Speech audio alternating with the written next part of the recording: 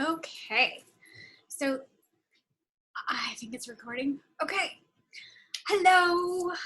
I am Dr. Kelli Ritter, and I am presenting a workshop on mental health and gut health. So I have been teaching this workshop for a while, and usually it's in person, and we have all kinds of fun gut health snacks and show and tell. That I may have some show and tell behind me, but since we can't really do that and not everybody can attend a live event anyway, and we're not doing live events right now, I thought I would do it in a webinar. So hopefully this will be helpful. I'm going to share my screen. So let's pull that up. Take this. There we go. All right, so hopefully that is working. So let's see, moving right along. I already told you that. I will tell you a little bit about my background for any of you who don't know me. I have over 20 years of working in the counseling field. So I earned my doctorate from Georgia State in 2003. So I got my master's in EDS and my PhD, all from Georgia State, all in mental health counseling. And then I was a professor for about a decade at Argosy University. This is the last place that I worked for 9 years, in the clinical mental health counseling department. It was awesome, and I loved working there, loved working with students. And in that process, I taught a wellness course there that I developed. So a lot of what I taught, this lecture, or similar, it's changed a bit since then, but I started talking about gut health in that class. And so I've sort of just kept adapting it. And now this workshop is more like a beginner's workshop for people who are just starting to kind of understand more about the gut-brain connection or want to learn some more things about that. But I'm a licensed professional counselor, a nationally certified counselor, a certified professional counseling supervisor, and then more recently have been getting more training in specifically in nutrition. So I'm also a functional nutrition therapy practitioner, nutritional therapy practitioner, FNTP. So a bunch of initials that nobody knows what they are. Those are what all those initials mean. They are. So my background was really, for a long time, I worked with children and teens and families.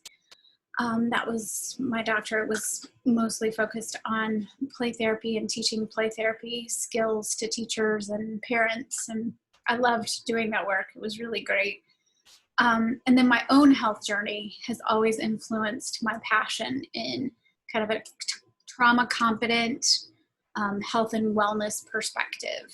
And always been a little more interested in what's right with people and not so much a pathology orientation, but a wellness orientation. So that's why I picked counseling in the first place, because my undergrad was in psych.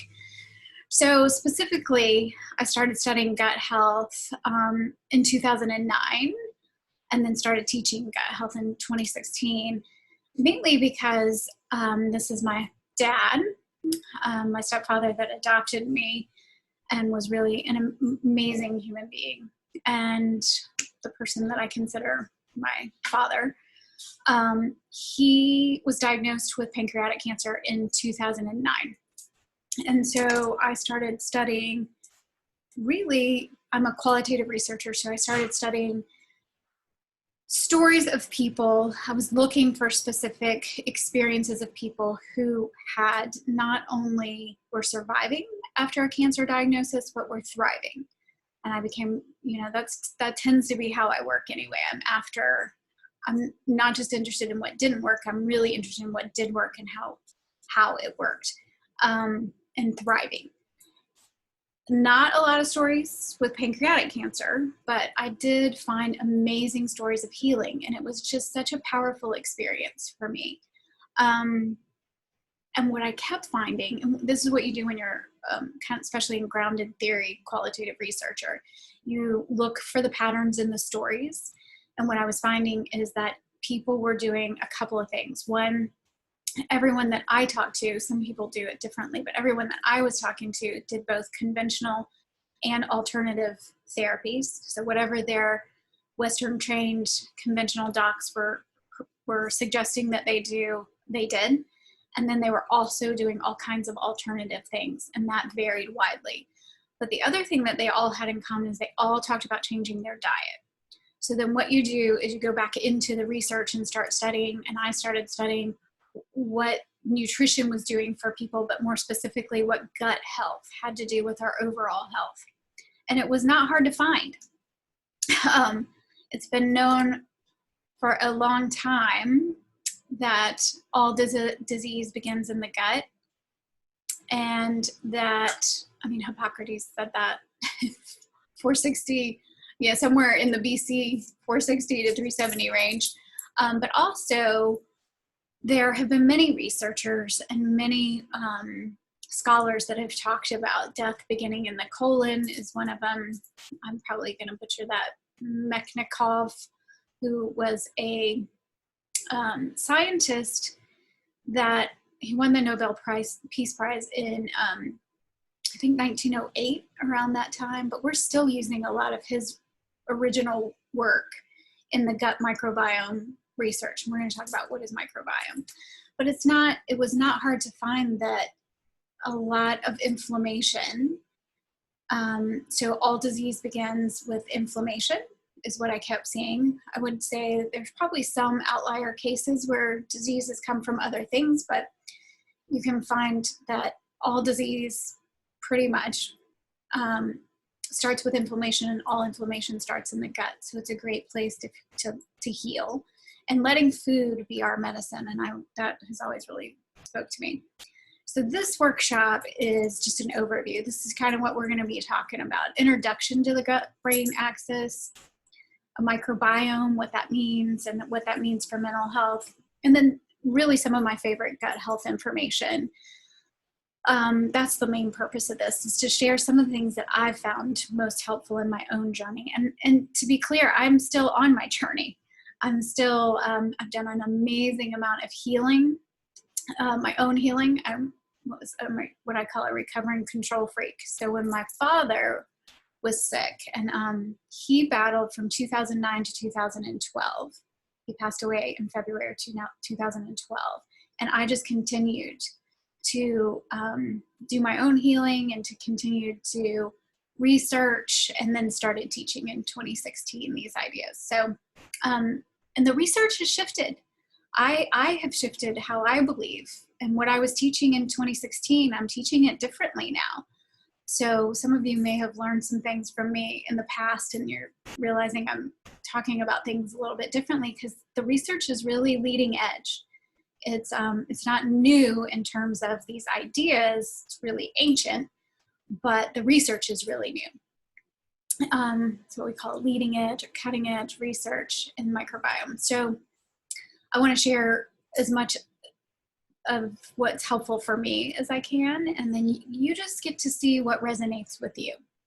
The idea for this whole thing is just to kind of sit back, make sure you've got you're in a comfortable position, you're in your own space, so you get to decide, maybe you've got some water, you're hydrating, and just get kind of centered and clear. And I'm actually going to take this off so it's not jingling and jangling at you this whole workshop, because I do use my hands a lot. And we're going to talk about the effects of stress a little bit, and mostly talk about how to heal. So take really good care of yourself. You're at home, so I trust that if you need to get up and stretch or do something differently, use the restroom, that you'll take really good care of yourself. I always stress that when we're in-person workshops, but I think it's important to, not try to push through, but do what feels good for you. And maybe even just take a second. I think we need to just take a second to just get present and realize that if this isn't resonating with you, if there's anything that doesn't really feel like it's matching, let that go. And if you're trying hard to understand something and it's kind of not clicking, no big deal. There's no hurry, no worry. So this all kind of layers in at a pace that you can tolerate is what I found. So you just see what resonates with you, and what doesn't, you just let that go. So let's talk about the gut-brain axis, the mind-body connection a little bit, and the vagus nerve. I found a picture of, there are lots of pictures of the vagus nerve, but I wanted to try and show you that it connects. So this vagus nerve is the longest nerve in the body. It's also called the wandering nerve because it wanders through all, where's my thing? Through all these major organs as it connects the gut and the brain, which is not really that surprising when you think of how we develop in utero and all of those cells that start to multiply in utero, and then when they separate and become the brain and the gut. And so it's not surprising that those are connected and that there's a lot of communication between the gut and the brain. What's interesting is that I was always somebody who believed a lot, I love neuroscience. And so in my work, especially with children and families, it was really helpful to understand how the brain is working and what's important. We were always talking about feeding the brain and good sleep and all of those things for the brain. It turns out that a lot of that communication is actually coming up to the brain from the gut and is wandering through. And even the heart has its own really strong communication. So that's really powerful place too. We're not going to talk so much about that, but that is important, I think. But all of this communication is going on all the time. And it turns out the brain is sort of more like Betty at the switchboard, getting all the messages where they need to go. And so it's helpful if you have a system that is often in the literature, you'll hear incongruence. It's congruent. And so these messages are going, and what I have found is healing the gut makes that a lot smoother so that the brain can actually get the nutrients it needs, that the communication is, I guess smoother is really the only word that kind of comes to mind at the moment, but you're probably getting the gist. But this vagus nerve is also called the nerve of compassion. So there are ways to kind of strengthen this vagus nerve and tone it, is sometimes what you'll hear, by doing deep belly breathing, especially when you're trying to get your nervous system to the parasympathetic rest and digest state versus sympathetic, the stress, fight, flight, or flop. So when we're trying to kind of relax before you eat is a really good time to kind of tone that vagus nerve, kind of engage the vagus nerve and get your parasympathetic system to rest and digest. A lot of us are shoveling in food, or we're stress eating, not just because you're stressed you're eating, but while you're eating, you're actually not paying attention to that, and it's stressful. So the vagus nerve turns out to be really important. And some of you probably heard of polyvagal theory and other information, but we're going to keep it pretty basic here and just say that that's important. And the nerve, it's also called the nerve of compassion because feeling kindness towards yourself and others, so self-compassion and others, even for just a moment, helps strengthen that vagus nerve. So that's why it's helpful when we do a lot of the compassion type, I was going to say exercises, but really those loving kindness meditation is really helpful for strengthening.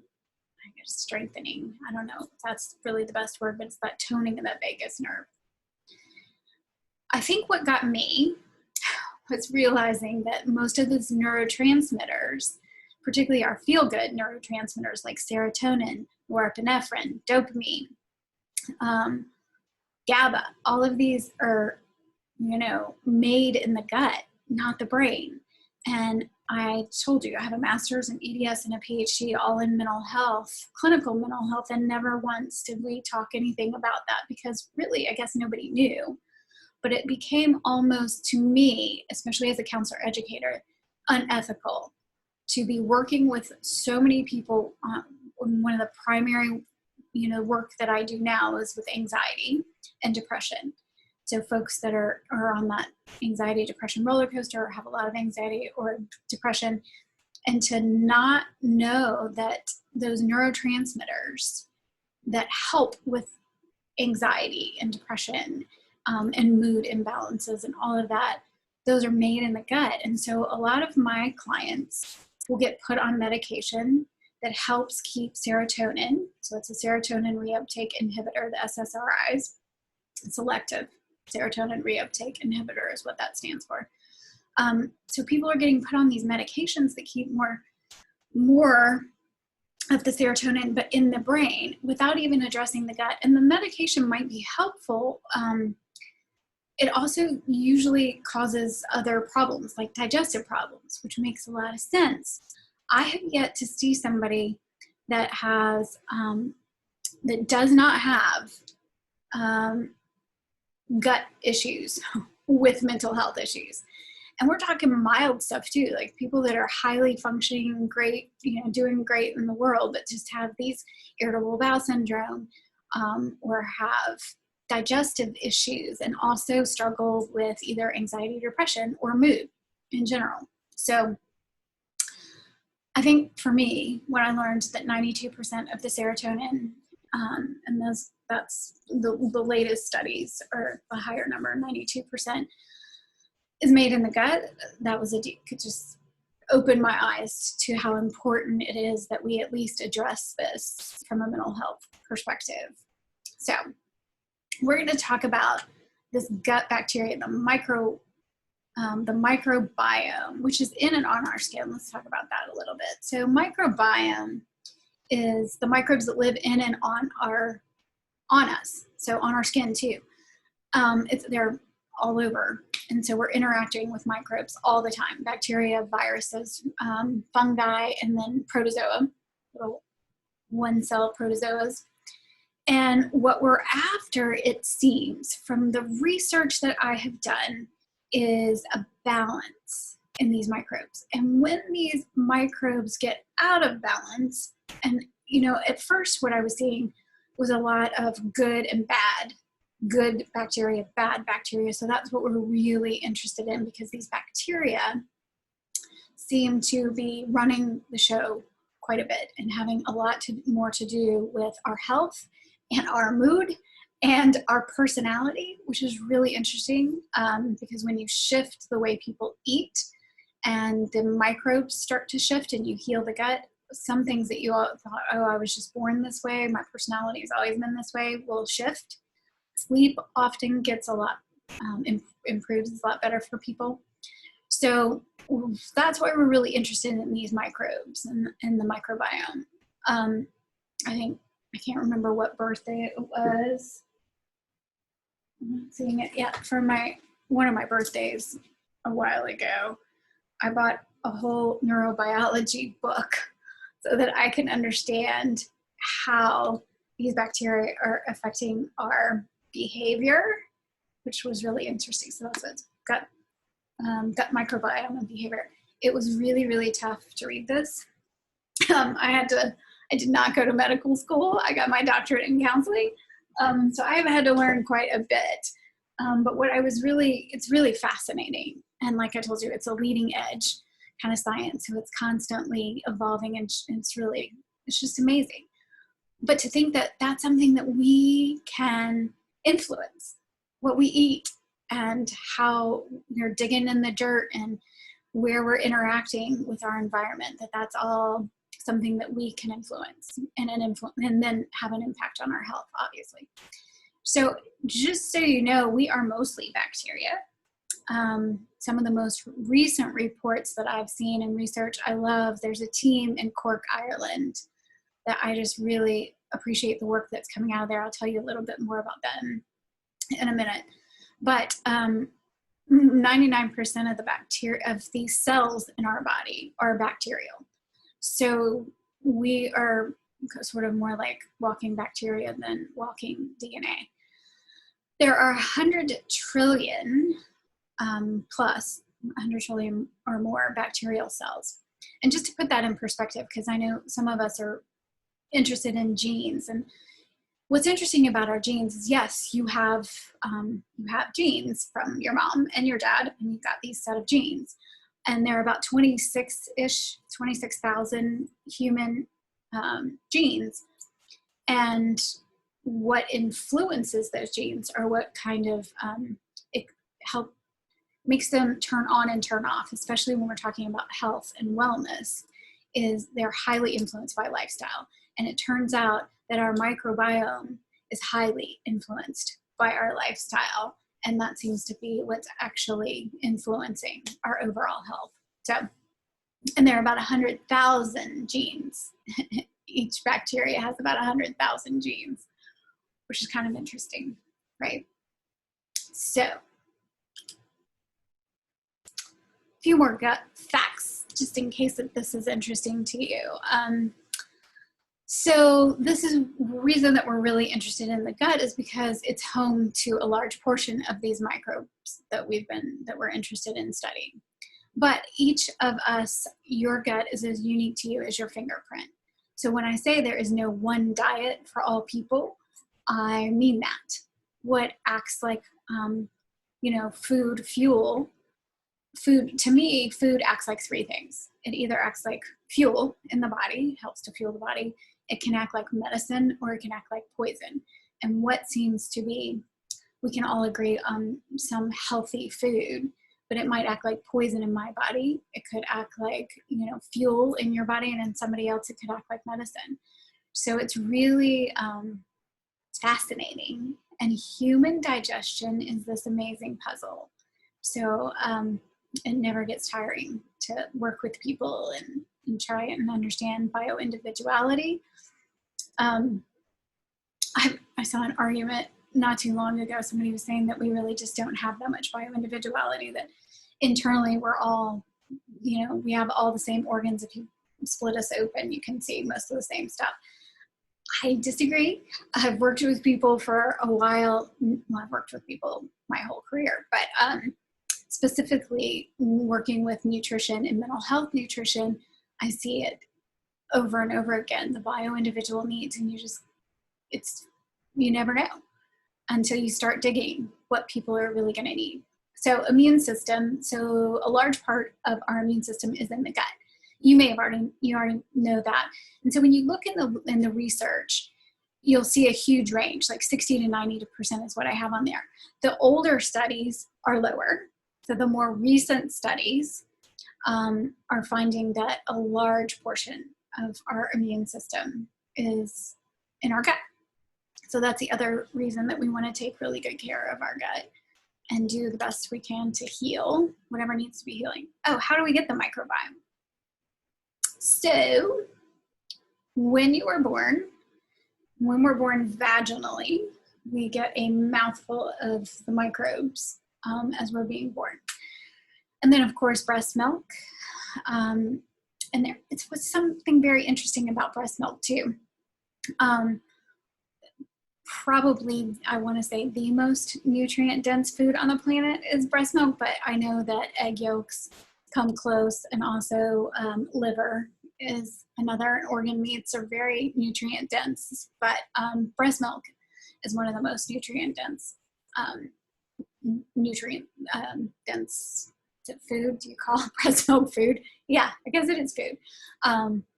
But what's interesting about breast milk is there's also a sugar in breast milk that's not found anywhere else, not found in any other animal milk or in any other food. And it's not even digestible by the baby. So the baby's, it's specifically to feed the microbes and these bacteria in the gut of the newborn. So I think that's pretty fascinating that nature has a way. We've already kind of built in a way to nurture that microbiome early.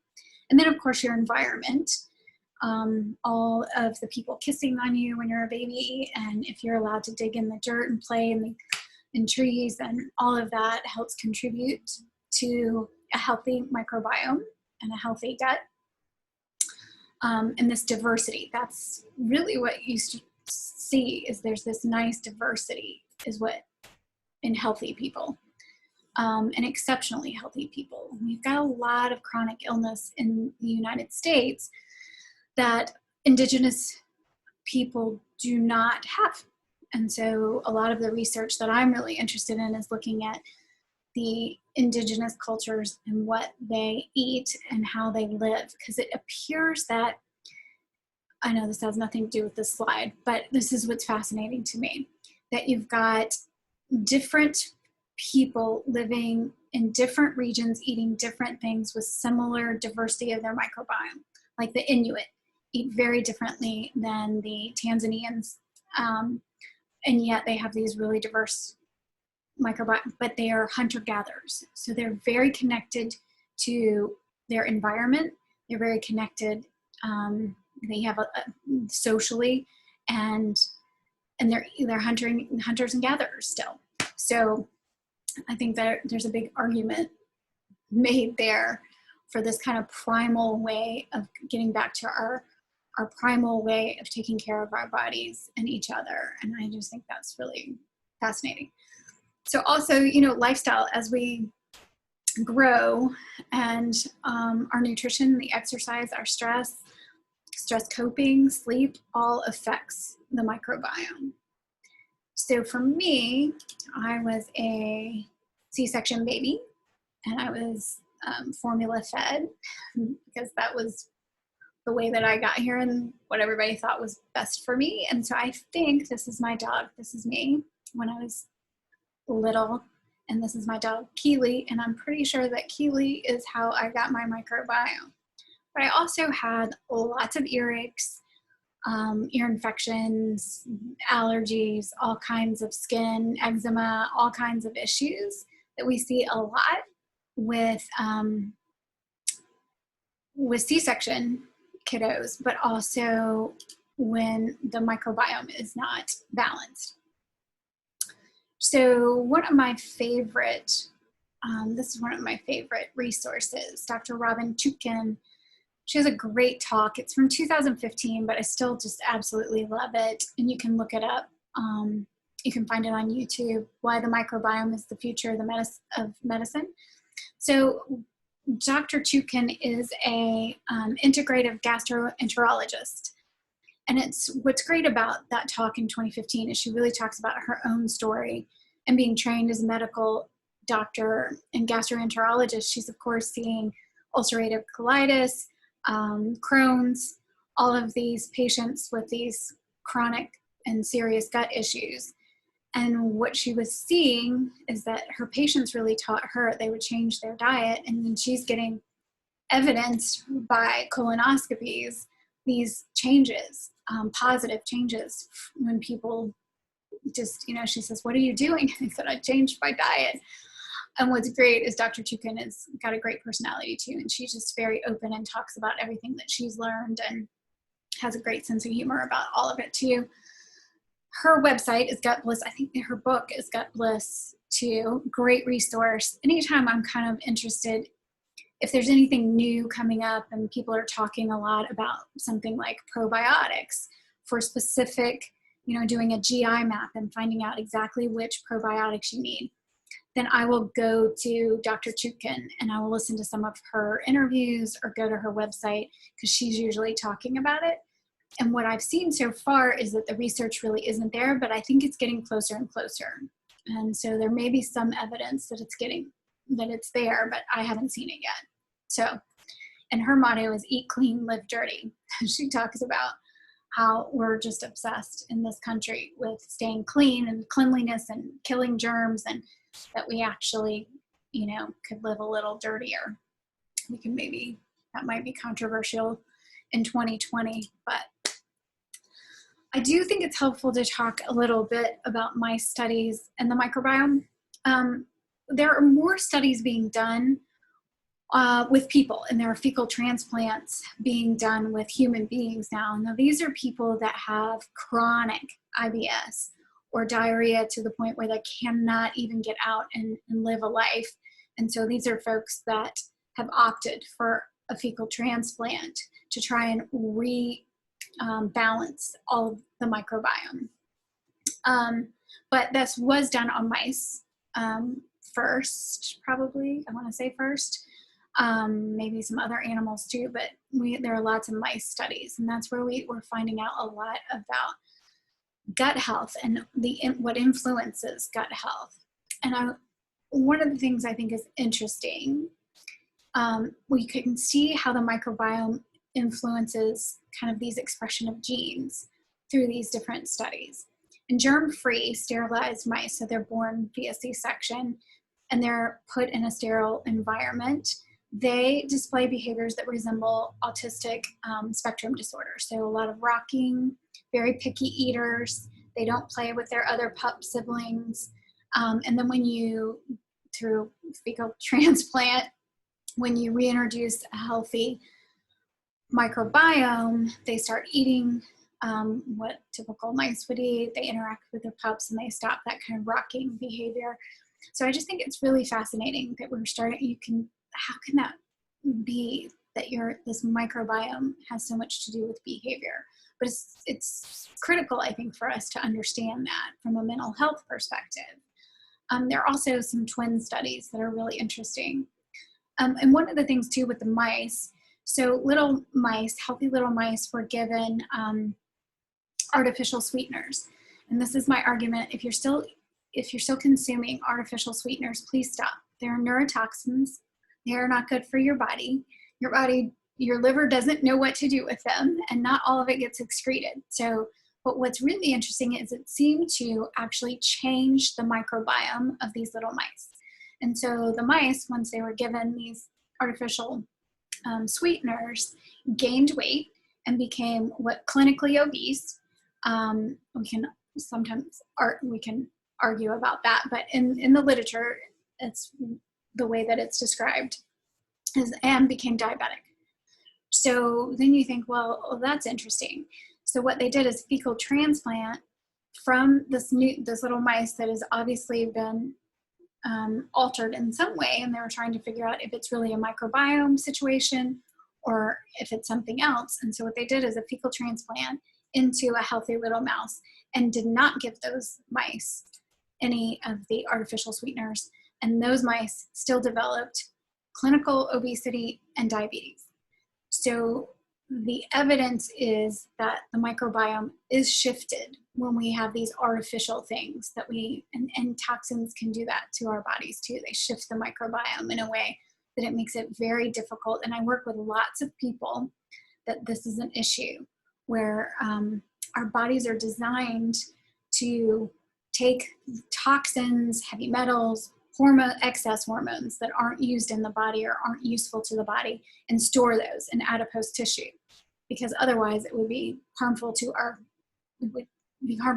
organs. So it actually helps keep you alive, which is a good thing. We want the body to be doing that.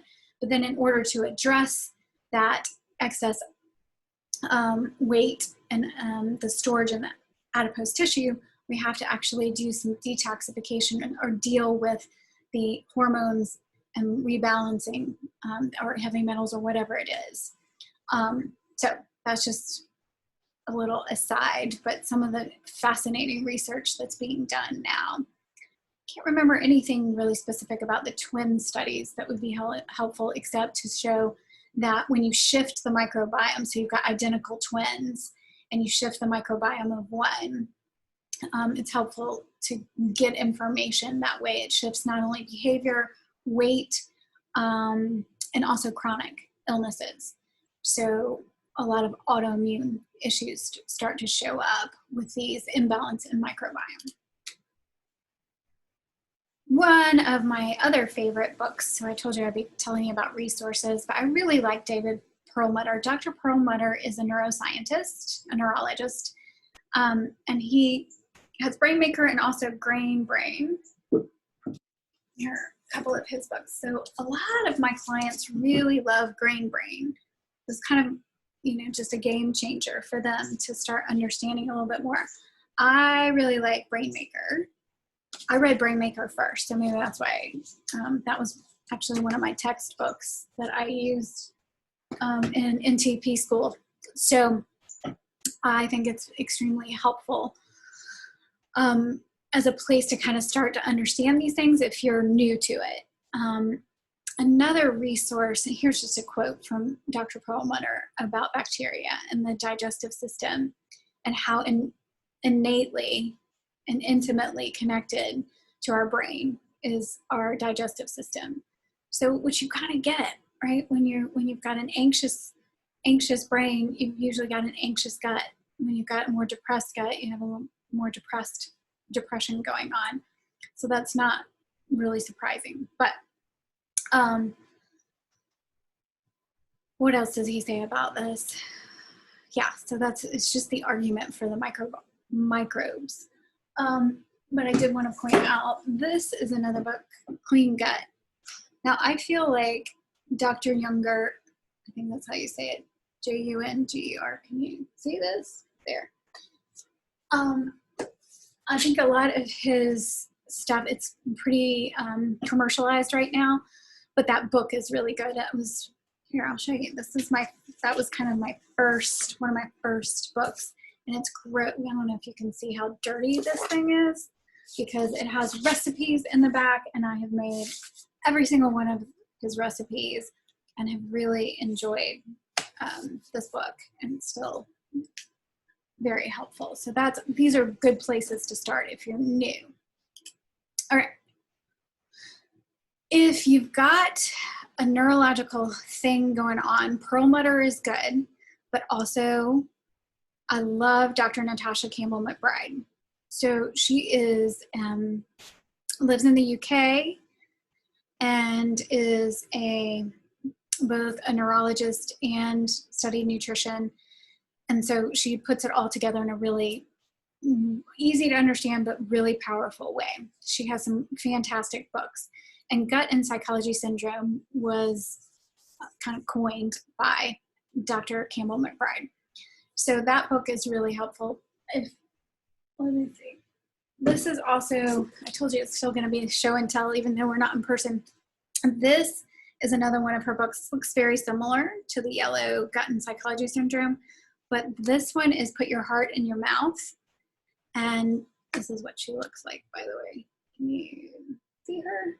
There she is. Dr. Natasha. She, Put Your Heart in Your Mouth was actually another book that I read when I was in the NTP program. And it is a huge shift in thinking about cholesterol, heart disease, and what else?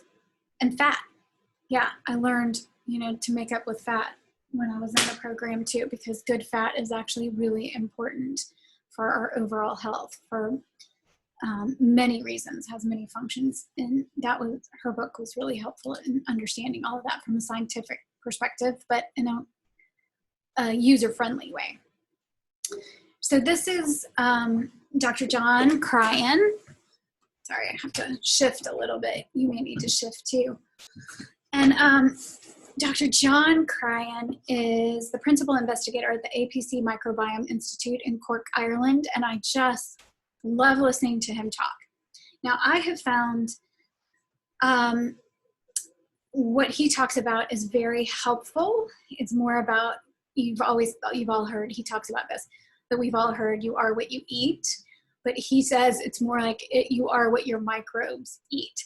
I would go even further and say you are what you absorb, because if you have absorption issues, as many of my clients do, then it's what you're eating may be very healthy, but you're not actually getting the nutrients that you need. So it's a whole process, I guess. But what I love about what they're doing in Cork, Ireland, and it's really not that surprising that in Ireland in general, Ireland has one of the highest rates of celiac disease. And so it's not surprising that there would be a team studying the gut there and kind of what's going on. And I will tell you that what I have learned is that gluten in wheat is, and other products, but we mostly find it in wheat, but gluten is inflammatory in all people. It's just that some people can get away with it. And so what I've found is that the Microbiome Institute is helpful in, they have some really cutting edge interventions for mental health. And they're looking at using probiotics for specific mental health concerns. So I'll tell you how I feel about probiotics. I do think they can be very helpful, but often I see that people need to do some more healing of the gut before they really add the probiotics, because it can add to bloating.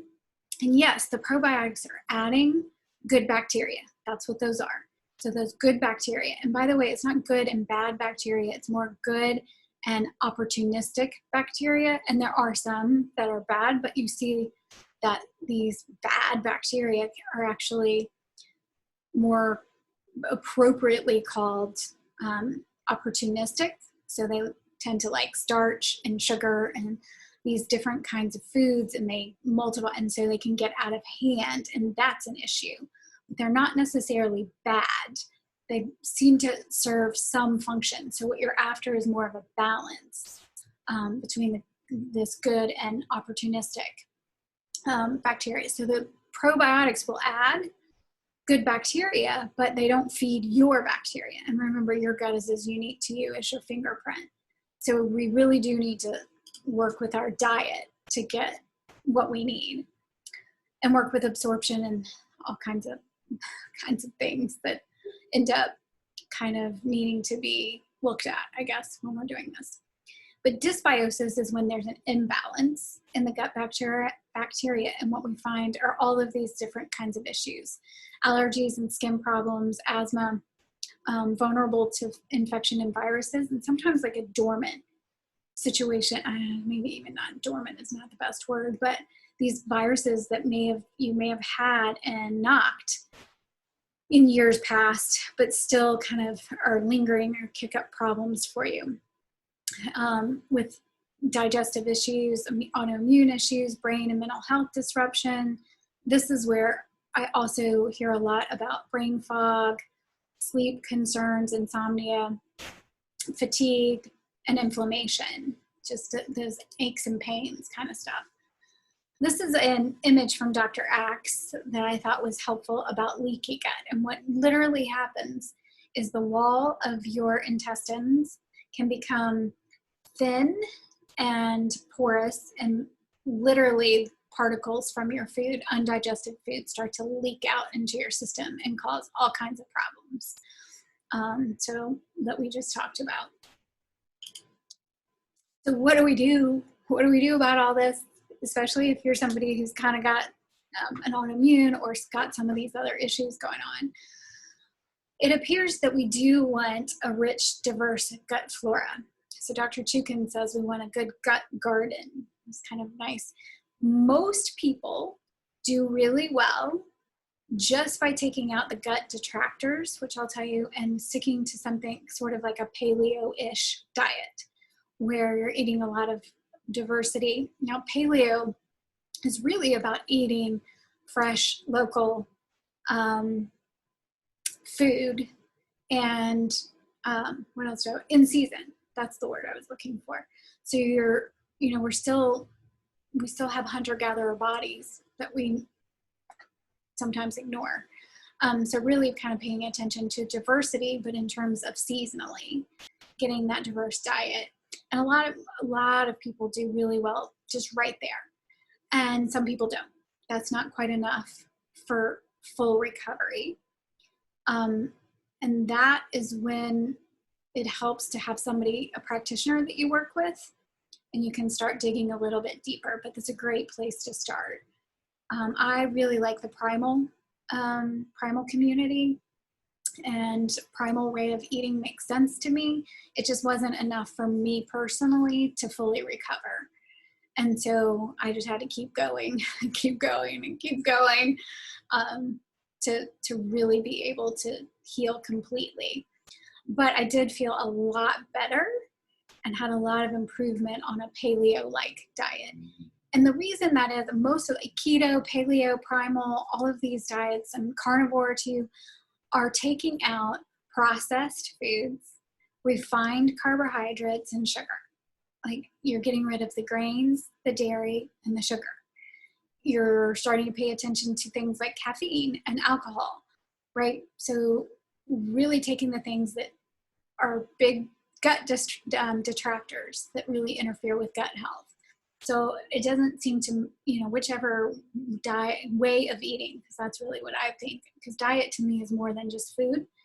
It's, what you're taking in on your skin and the products that you use, the things that you watch, the things that you're listening to, and your music, and all of that. But a way of eating that really seems to be in alignment with what your body needs. And that can shift through different periods of our lives. But what we're after is this diverse gut bacteria. And so these short chain fatty acids support the immune system. Now there's some argument about what's the best way to get short chain fatty acids. And what I have found is that really depends on your bioindividuality. Good protein and good fats are where I focus, because good protein, those are the amino acids. So amino acids, and for me, remember, there are essential amino acids and essential fatty acids, good fat and good protein. There are no essential carbs. So I look at carbs, fruits and vegetables, as more entertainment and variety, and a way to have more variety in your diet. And it's great if you can eat those with no problems. And there is some evidence that that's helpful to the microbiome and feeding the microbiome the good bacteria. However, it is not, some folks have to take out the carbs in order to heal, which I never in my life thought I would be saying, that fruits and vegetables might actually not work for people. But it is true, and it's taken me a while to wrap my brain around that. But I'm seeing it's emerging in the research, not a ton of research, but it is emerging. And it makes sense from an ancestral perspective. So from that perspective, I get it. But I also, I always think of eat your veggies. But some of us actually have to eliminate the fruits and the vegetables in order to heal, which has been really a fascinating journey. So you want to heal the gut first before you start adding in a lot of probiotics, and taking out the refined carbs, the sugar, taking out the gut detractors are the way to do that. This is what I usually do in nutritional therapy. We address the foundations. So I thought this might be helpful to you. You're like, well, where do I start? Hydration. Here, I'm pointing. You can't see what I'm doing here. Hydration. So water is arguably the most important nutrient in the body, and that can actually help with mental health. So sometimes people are just really dehydrated. So getting good quality water is helpful, and then addressing digestive issues and digestion. And we have, some ways to help people really just rest and digest, and getting in a relaxed state before you eat, chewing your food, simple stuff. You might have some digestive aids like lemon and water, apple cider vinegar and water before meals can help with digestion. And then sometimes we have to do a little bit more than that, because a lot of folks are actually low in hydrochloric acid, so stomach acid. And many people that think that they have too much stomach acid actually have too little. So that's a whole thing. It's a whole different workshop. But so we address digestion. Blood sugar regulation is a big issue for most of my clients, especially folks that are on the anxiety, depression roller coaster. It's really more about blood sugar regulation and helping to stabilize that. And what we do is usually work with protein and good fats, and have protein-rich meals, but you really want it balanced, and it has to be balanced for your particular microbiome. For your bioindividuality, probably your microbiome too, but specifically for your bioindividual needs. And so I have some assessments and ways in interviewing with people that we can figure out what kind of balance is going to be best for folks. Minerals are really important. We say that minerals are the body's spark plugs, getting everything where it needs to go. There are 104 known minerals, and none of which are made in the body. So even just taking a pinch of salt and putting it in one of your, bottles of water, or 8 ounces or whatever you're drinking, just a pinch of really good salt. I really like Redmond salt. I don't have it up here. Usually we have it for you to play and test. And just a pinch of salt can help with some of those minerals. And there are some other products too that a squirt of, some balanced minerals in your water can be amazingly helpful for people. And then fatty acid balance. A lot of people have been on a low-fat diet. I was born in the 70s, grew up, in the 80s as a teenager, low-fat everything. Everything was diet and low-fat, and so having to heal from all that damage. And really relearning and making up with good fat and making sure that you're getting good fat for stable energy. And then, of course, using real food. We want to eat real food. Yeah, and letting personal experience be your guide. Food is medicine and fuel, so figuring out what food seems to act like poison in your body can be helpful, and you just become kind of a detective here. And paying attention to your poop is always helpful in the beginning too. If you have diarrhea and constipation, those are not healthy. That's saying something's kind of off. I will tell you, as a carnivore,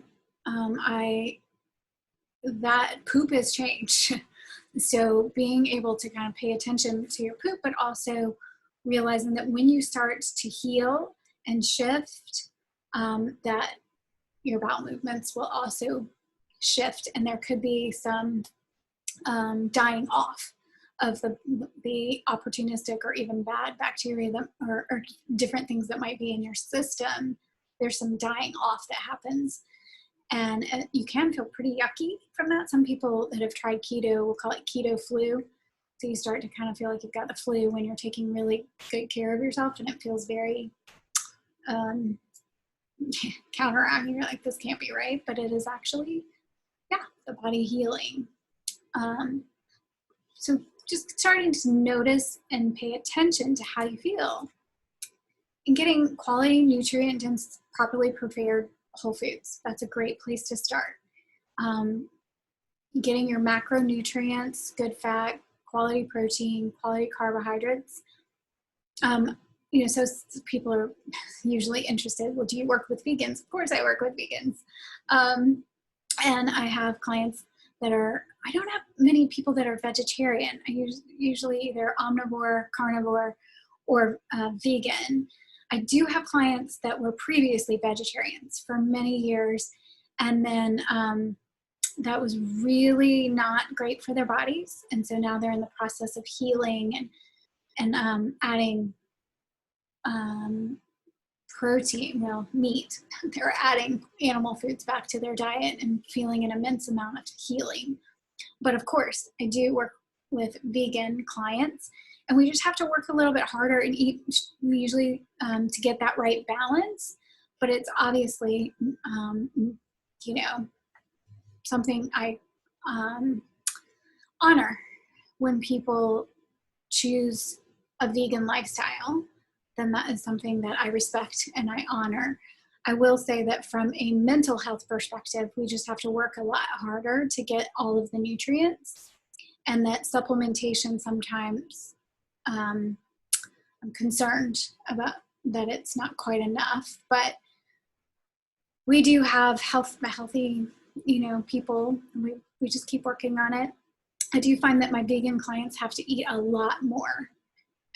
Certainly more than carnivore clients, because carnivore, we don't actually eat. We usually eat 2 meals a day and maybe a little bit in between, but not much in between, and that's completely satisfying. So it's really quite interesting. So you're after, what good fat, good protein, and then if you're going to eat carbohydrates, make sure you're getting good quality carbohydrates in season, fresh foods. Keep it simple is helpful, and eat seasonally, and to create some variety annually in your diet. That appears to be helpful. From a research standpoint, that's what we see. The biggest gut health, I guess it's gut health, the biggest gut research project that's ever been done is the American Gut Project, which is interesting that they looked at poop, the microbes in poop, all the bacteria, not just from Americans, but also in the UK. So it's interesting that's the American Gut Project, but it was done by researchers in the United States. And so I read the whole thing, not just the abstract and the results, but the whole thing. And what I couldn't quite figure out, so they reported that people with more variety through the week, people who ate more fruits and vegetables specifically, really vegetables, because fruit can sometimes be troublesome for some people, but they ate more fruits and vegetables throughout the week. That the more diversity they had, the more diverse gut bugs they had. But what it did not say is that how much of that, how much protein and fat were they eating? Because they could actually have been eating more fat and protein for their actual fuel, but still getting variety. So it's a little bit confusing. But when you do look at the research and some of the, but not really gut research, but when you're looking at nutrition in general, you will see that variety seems to be a key player in variety of the gut bugs. Because if you don't eat a food, your gut bugs aren't going to eat it either. So I do think that we are what our microbes eat, and more importantly, like John Cryan said, but more importantly, what we absorb. And I do love ancestral healing as a therapist. I love doing ancestral healing as a human being. And I love ancestral wisdom in terms of the way we eat, the way we come together, the way we prepare our food. And I do think that belief is powerful. And if you believe that something is healthy for you and that's good for your body, that's going to digest differently and energetically be different than if you're saying, oh, this is really bad for me, I shouldn't be eating it, and you're eating it anyway. So quality fat. I say know your smoke points because I didn't before I did the nutritional therapy program. I learned I was mostly cooking with olive oil, and I backed off of that. So the olive oil's heat point appears to be 350 degrees. So if you're doing slow and low or at 350, that's fine. But I started using a lot more, well, obviously I'm carnivore, so I eat tallow. I use a lot of beef and lamb fat. And then I also, what do I use? Lard, bacon grease, and butter, and ghee. So, but I also, my body seems to really like coconut oil, so I say I'm a flexible carnivore. So you can play with this and see what your body likes if you tolerate dairy. So I have an actual allergy addiction situation with dairy. So it doesn't really, but for some reason I can do real grass-fed butter. It seems to work really well for me. Good fatty fish is a great way of getting good quality fat. If you can tolerate nuts and seeds, I do suggest either soaking them or sprouting them so that they're easier to digest. But I will tell you that a lot of folks that start paleo and use a lot of nuts and seeds can sometimes burn their systems out a little bit. It seems that the toxins in the nuts and seeds become an issue for some people, but not for everyone. So hydration, we already mentioned that. Water is really important, and some good quality water, the best water that you can get your hands on. Your body weight divided by 2 is about how many ounces you need a day. If you are drinking if you're drinking coffee or tea or anything that is a diuretic, even juice, then you're going to want to add, at least 8 ounces for every 4 to 6 ounces that you drink of a diuretic. But your body weight divided by 2 is about how much water is good for the body. And you can adjust. Remember, you get to decide. Oh, and by the way, so I'm talking about all these different ways of eating and you finding your way and what works for your body and really respecting that. If you feel great, if your moods are stable, you don't have any of this up and down, blood sugar feels stable, digestion is good, you've got all the energy you need to meet your daily tasks, and you feel really great, then do that. Whatever you're doing, keep doing that. And you may make just a few little tweaks, adding in some gut healers, paying attention to the gut detractors, but if you feel great, stay there. For me, I felt pretty good, but never really great until I found my way to a way of eating that really seemed to completely heal my body and is still healing my body. It's absolutely amazing. But I didn't know, I thought I felt pretty good. I mean, I exercise every day. I quit drinking in 2016. I ate clean, all of that. And so I thought I felt pretty, as good as I was going to get. And then I started doing more exploring, and I was seeing all these case studies, and I was saying, I wonder if I could feel like optimally, radically great, optimally healthy is what I was after. And so I just kept going. And I got to tell you, I didn't know that it was possible to feel this great, and it absolutely is. So if you're not there yet, don't give up, because there are ways to get there. So digestive notes. Digestion is a north to south process. So we start north with actually the way you think about the food, getting in a relaxed state before you eat, maybe even a ritual. Some people pray before food, or mindful eating, or some way of gratitude for the food or something to really engage the parasympathetic nervous system, engage in the process of digestion. So how you think about it, preparing, also chewing. Some of us don't actually chew our food. I figured that out on a mindfulness retreat that I did. I used to do this chomp chomp swallow thing. I don't think I'm actually chewing up my food. Some people are good chewers. But also really, you are what you absorb. So working with digestion and working with a practitioner if you've got digestive issues can be super helpful. So here's the gut healers. You're finally. Bone broth is extremely healing because of the collagen and all of the healthy qualities of bone broth. Now, bone broth is a high histamine food for some people. Have to kind of work bone broth in, but in my experience, it's so healing for people that it is worth. It's worth trying it, I guess, worth drinking it. So I do a lot of bone broth. I almost always have bones and filtered water with a little apple cider vinegar and good Redmond salt in the crock pot. It's true that crock pots do have a little bit of toxins from the coating or whatever.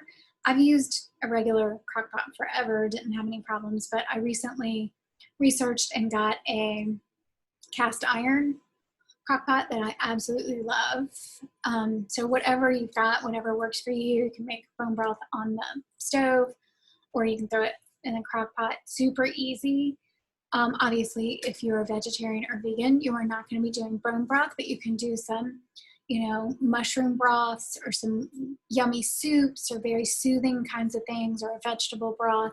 Not going to have the collagen and some of the other healing properties from the bone marrow.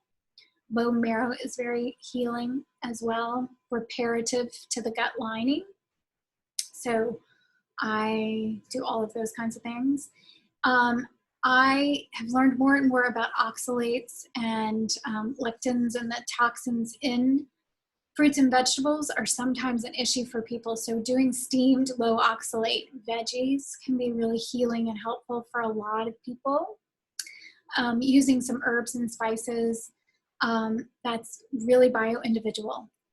Again, it's what you can tolerate and what you're using. Some adaptogenic herbs can be really helpful for a lot of people in healing. Prebiotic foods. So these are the foods that appear to feed your good bacteria.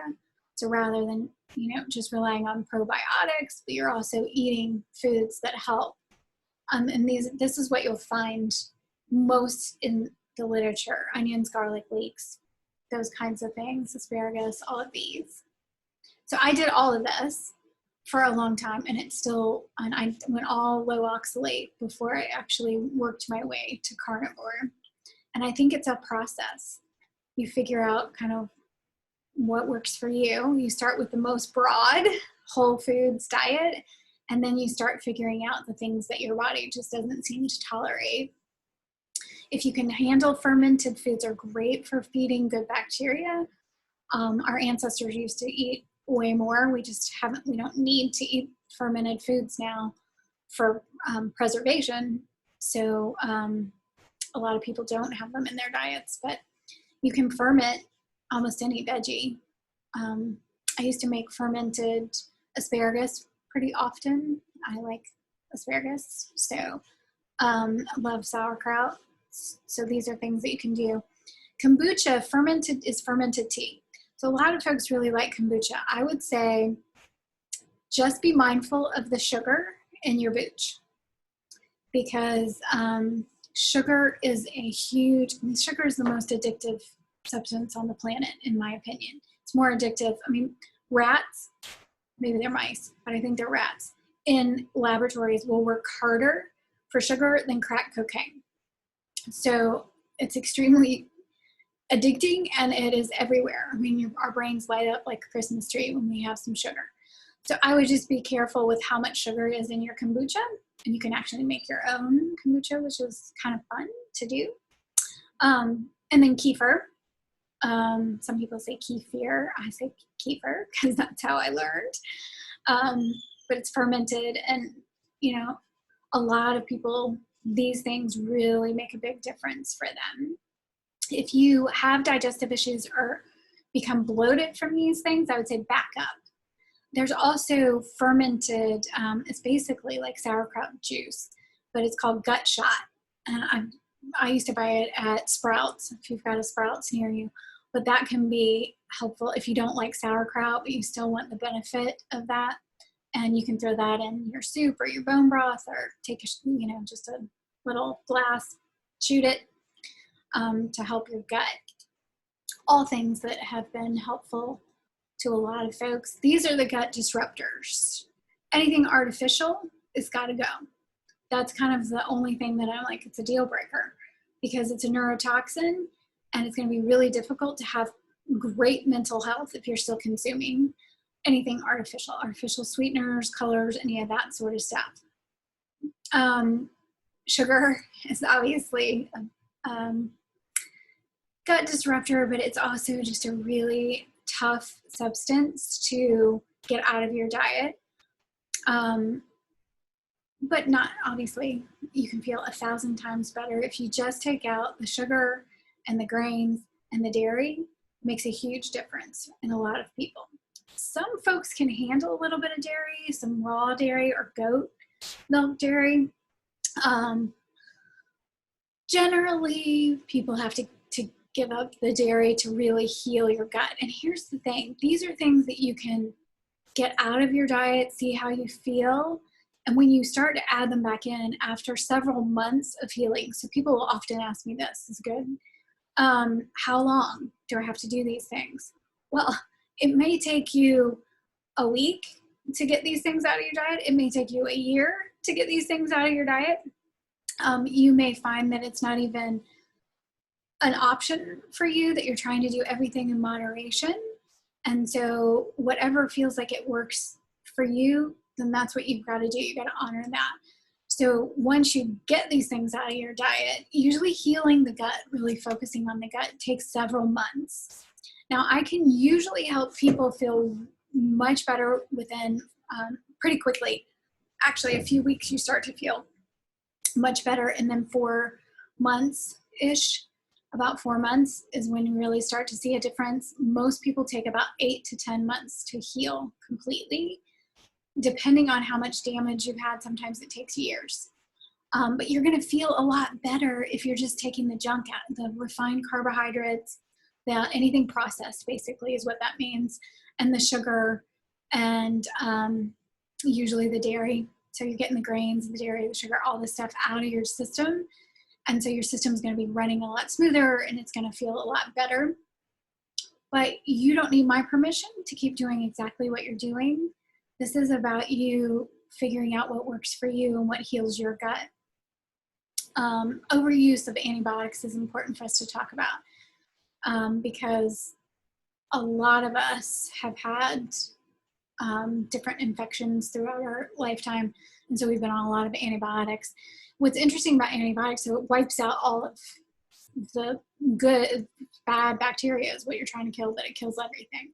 And so you're trying to replace. And what's interesting about that, Dr. Chukin says that, you know, when you take an antibiotic, it's like you have a full bathtub full of water with this gut garden that you've got, and then you take an antibiotic and it's like draining the whole bathtub. And then if you take a probiotic, so then you start taking a probiotic to try to help. She said it's like adding a cup of water back to this big bathtub. So it's helpful, but you're going to need more than that to rebuild the system, to bring in the good bacteria. And it's interesting too, there is some evidence that the appendix, which most people think doesn't really have a function, is an incubator for these good bacteria. And so when we've had a bout with any kind of infection or something, then there's a replacement of the good bacteria, and our system already has a way of doing that. And soy is the other thing I forgot to mention.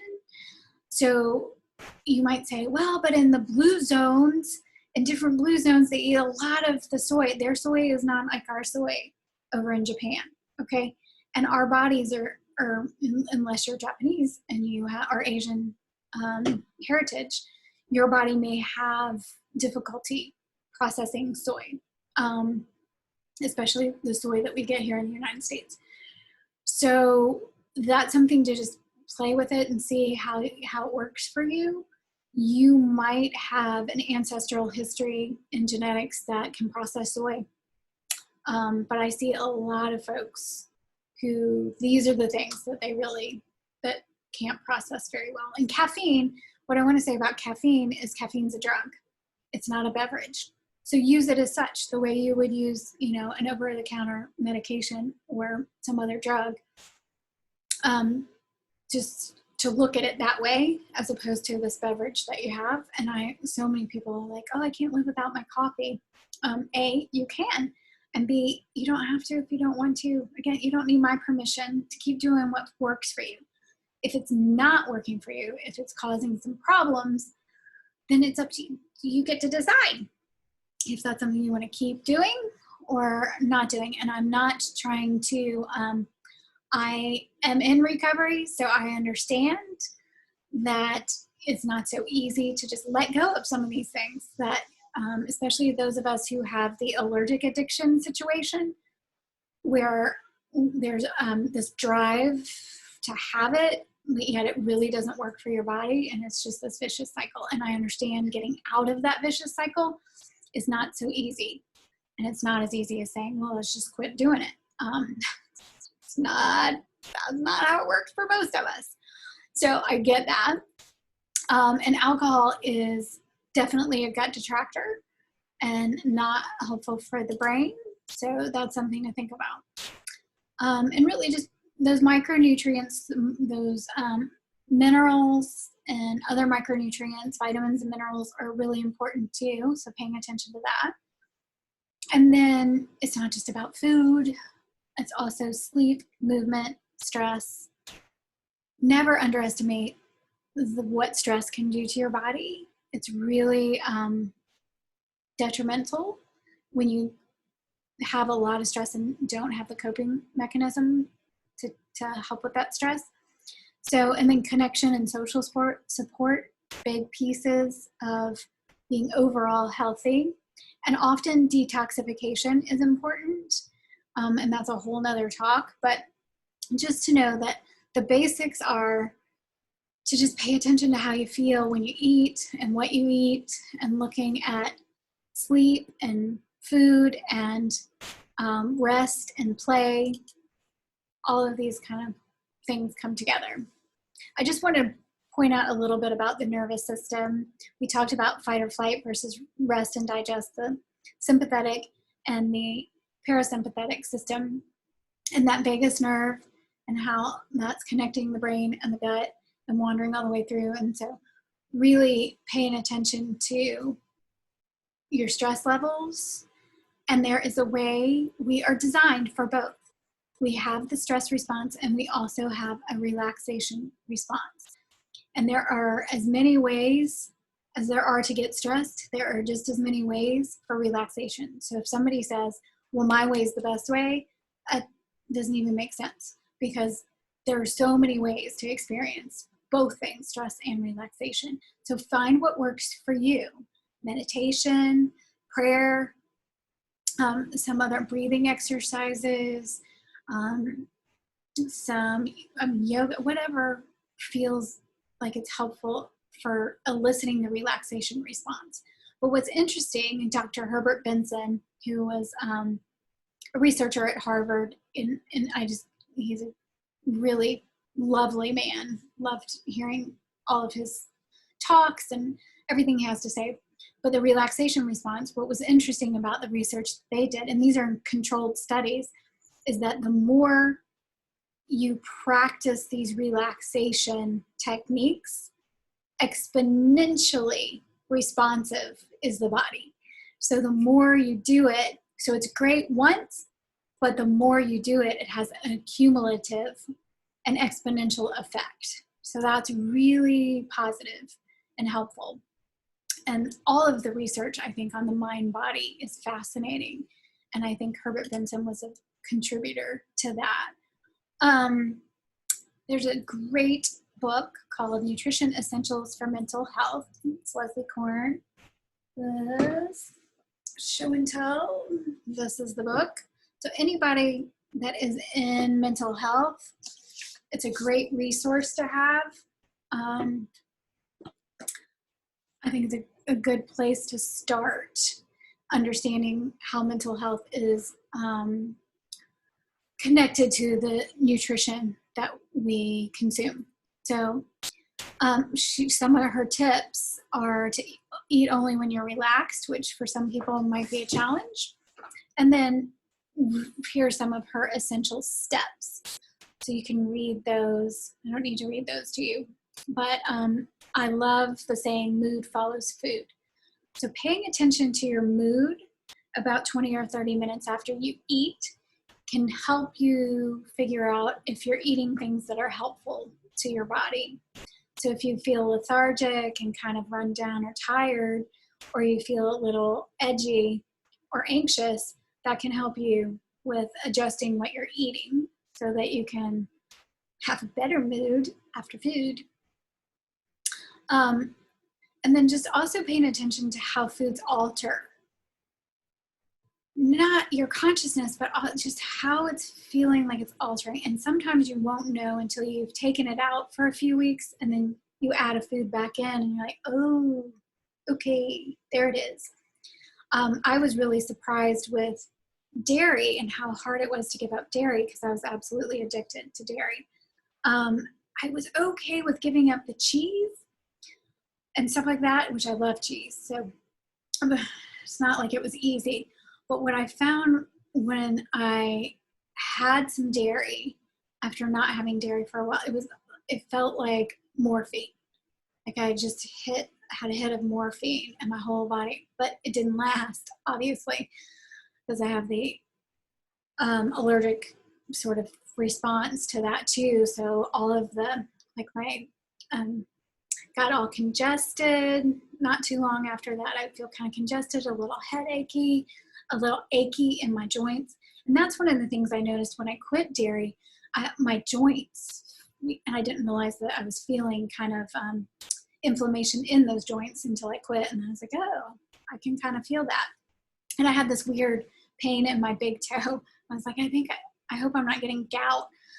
Because it felt kind of arthritis-y, kind of gouty, I don't know. But anyway, that went away when I stopped eating any dairy.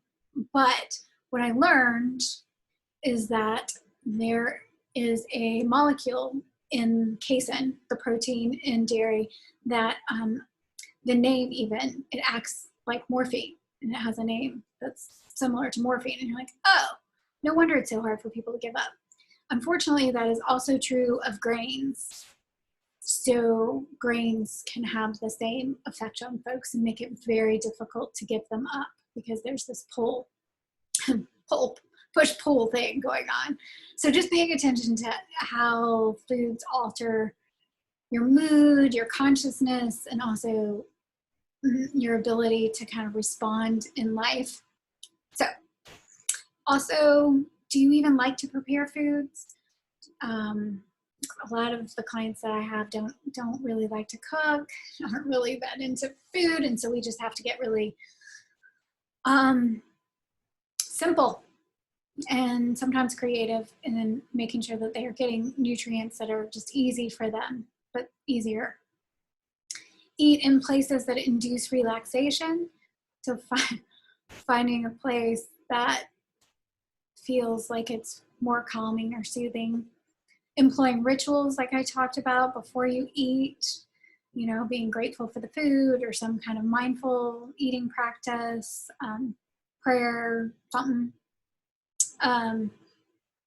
Deep breathing so you can engage that vagus nerve, maybe even a second of some compassion. I don't know, whatever feels right to you. She suggests eating with people when possible, if that's less stressful. Yeah.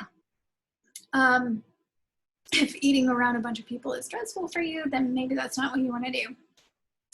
But also practicing mindful eating. And mindfulness, to me, the best definition of mindfulness is just to be fully present in the moment without judgment. So without it being okay, you know, bad, good, any of that, just being really present in the moment. Take some small steps. I call it leveling up some of your favorites. You don't have to do any of this if you don't want to. But if you're trying to heal your gut, it helps if you just take some small steps and see how you feel. Most of the time, it's helpful if people do this gradually and they kind of work their way through it. Occasionally, there are people that just, either because of the urgency of how they feel, or they've just been diagnosed with an illness that requires that they take this very seriously, very quickly. There isn't really a need to move quickly, in my opinion, and it's much more sustainable for people if they just use a lot of self-compassion, be really gentle with yourself, and just navigate it the best way that you can. Maybe pick a meal to highlight and just work on getting nutrient-dense foods for that meal, whichever meal is the easiest for you, your favorite time of day to eat, whatever that might look like. Simple, doable, that's, you know, you're breaking your fast. So some people are like, well, I don't like breakfast. You're breaking your fast at some point. It might be later in the day, 11, 12 o'clock, but you're still going to break your fast. So working to make sure that is a nutrient-dense meal can be very helpful, because that's the first meal that you're going to eat for the day, and giving your body the nutrients that it needs to have the energy for the rest of the day, if you look at it that way. But rest and digest. Oh, I like 12 hours. I give my body, it takes 12 full hours to digest everything in your digestive system.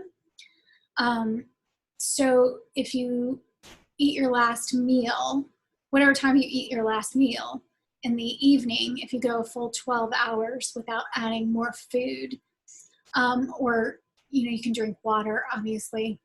And some people are like, well, what about tea? Or if you're having diuretics might be an issue. But really it's more to just allow your system to just rest and digest everything that's in it. And I would say stick to good water for 12 hours before you introduce more food into your system. A lot of folks are interested in intermittent fasting. It can be extremely helpful for some people. And some people it doesn't work so well. I mean, it's not that it doesn't work well, but you just have to be mindful of your particular situation and your needs and what your body's telling you. And also, you know, unless a child is having seizures, which is why intermittent fasting was discovered in the first place, is to create kind of that ketosis for people being in a state of burning ketones, which are burning fat for fuel. So it can be really helpful, but sometimes it doesn't work really well for kids in particular, unless they have seizures or something going on, but can be certainly helpful for some teens too. So soups are really helpful for me. So I like to have soup on hand. I make bone broth all the time, so I've always got bone broth around. I've got things that I can quickly eat if I feel like I need a little bit of nourishment, so that especially when you're coming off of sugar and detoxing from some of the sugar and processed foods, to have healthy things on hand. Now, we can all argue, what does healthy mean? What do I put in my soups? As long as you don't have refined carbohydrates and sugars in there, I think you're okay. But like a nice vegetable soup sometimes for folks that are vegan or vegetarians, and then adding protein. I mean, obviously I'm carnivore, so I eat. I will eat like a ground beef, mushroom, and bone broth soup. And that's amazing. You're like, what? How can you have mushrooms? That's a vegetable. It's actually a fungi. So it's technically okay, but I'm also not super rigid. I believe in intuitively eating and eating what feels good in your body. So if something feels good to you and you want to add that to your soup, then I say try it. The sauerkraut juice is what I told you. Instead of, if you're not really into the sauerkraut, you can just have the juice in soup, or get gut shot, which is basically sauerkraut juice. And take it with you. I never assume that anybody's ever going to have food for me to eat, and so I just take food with me, and I have always done that. It's just, I remember my friend Sarah, I had jury duty. She's a judge, and I came with my little, she's like, what are you, in kindergarten with your little lunch pail?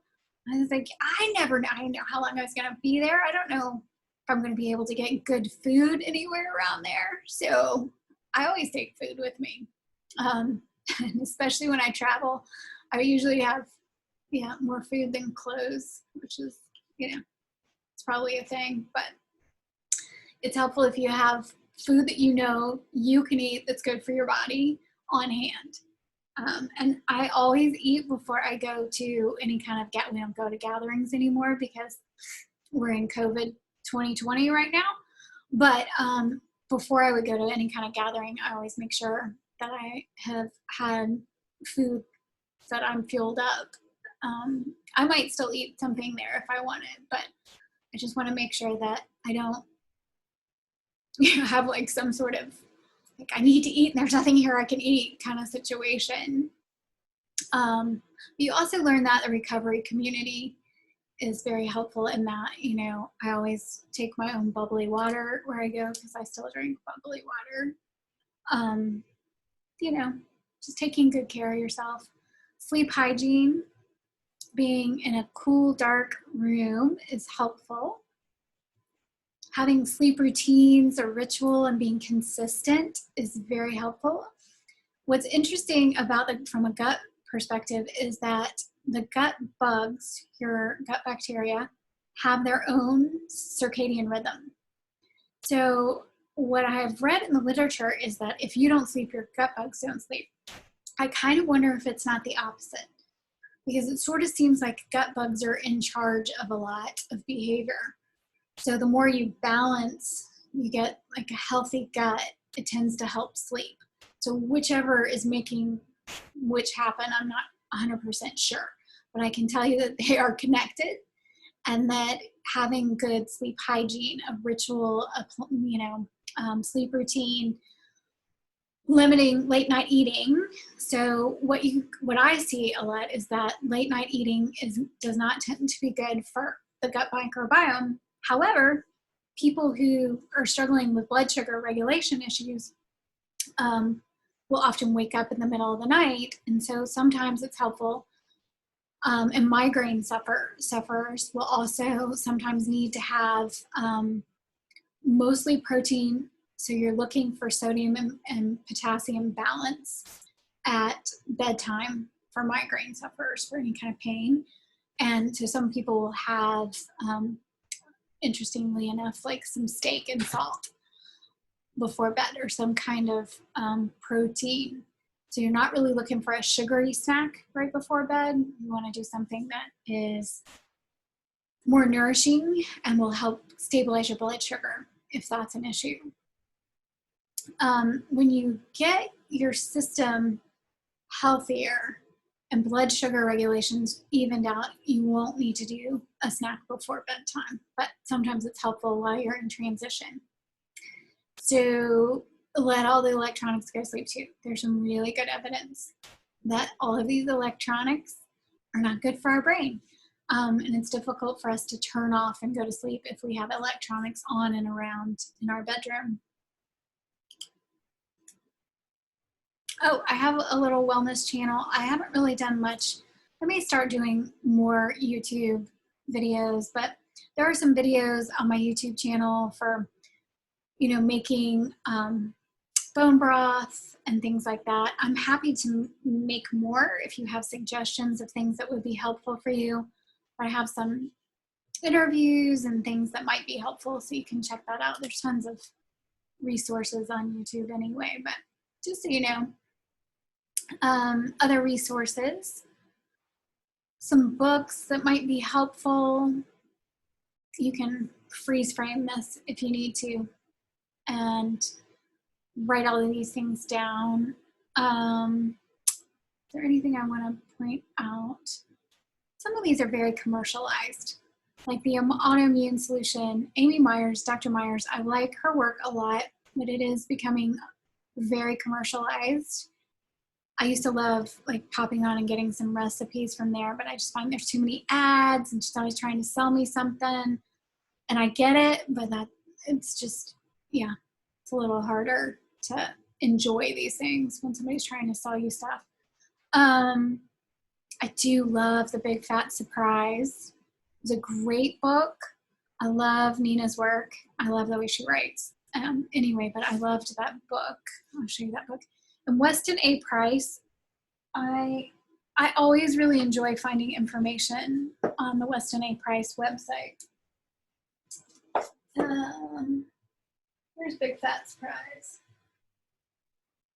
Okay. I'm not seeing Big Fat Surprise, sorry. It's a great book. But you can always find good information on the Nutritional Therapy Association website too. And if you don't know about Weston Price, it's an interesting story. He was a dentist that started noticing that the Western diet was having an effect on people's health and their dental health. And so he traveled all around the world, he and his wife. He was in the 1920s, it's kind of early 1900s. So it was not easy to travel to all of these places that he was going at the time, looking at the diet of indigenous cultures and dental health and overall physical health. And it's just, his work was really pioneering and important, and they're continuing to do the work.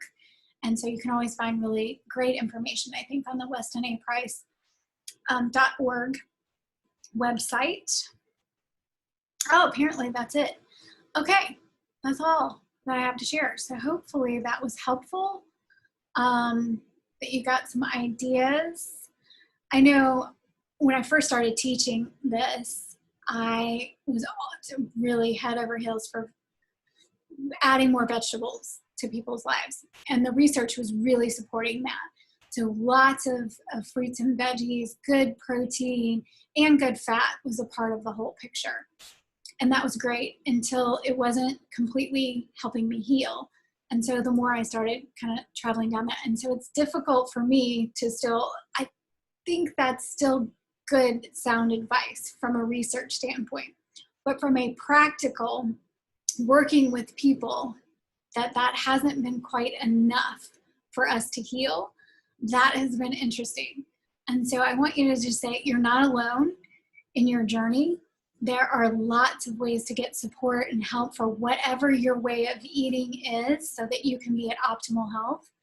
And there are lots of great products and help for healing at this point, and practitioners. So there's no reason to do this alone. You can get the support that you need. Yeah, so hopefully there were some little nuggets that were helpful for you in all of this. And if you have questions or comments, please email me. My email is there, drkelli@kelliritter.com. I'm always open to feedback. Even critical feedback is fine. It's fine.